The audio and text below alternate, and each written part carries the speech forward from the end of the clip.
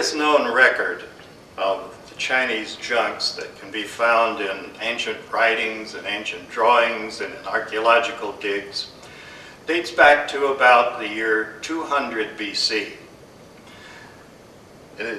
It's easy to assume that the junks were in wide use earlier than that. In fact, they were the foundation for the Chinese civilization. They were everywhere. They were the workhorse. They were on lakes, they were on rivers, they were out in the open ocean. They came in all sizes and configurations.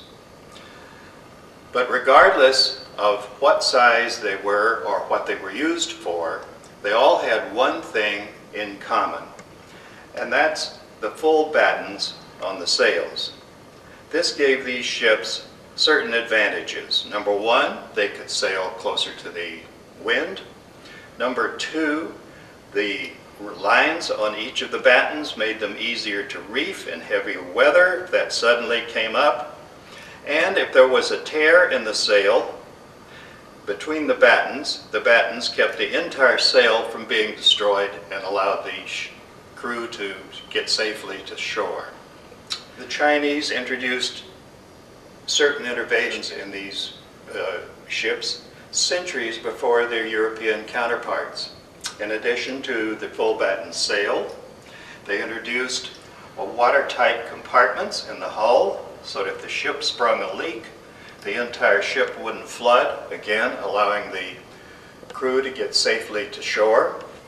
They introduced the stern post rudder and the short, stout masts.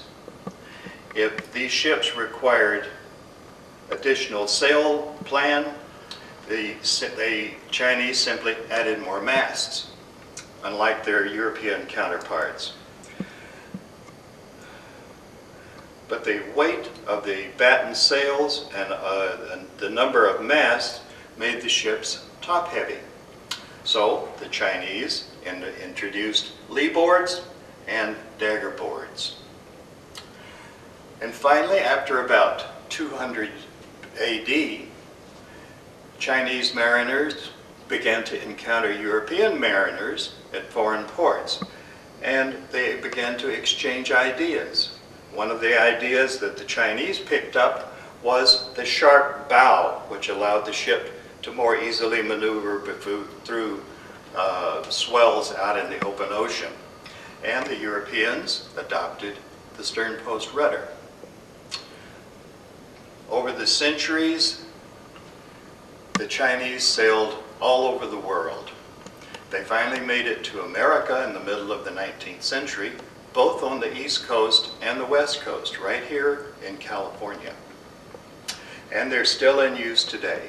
For proof of that, look at a picture of Hong Kong Harbor. For more information about these ships, I'd like to refer you to a great article on Wikipedia.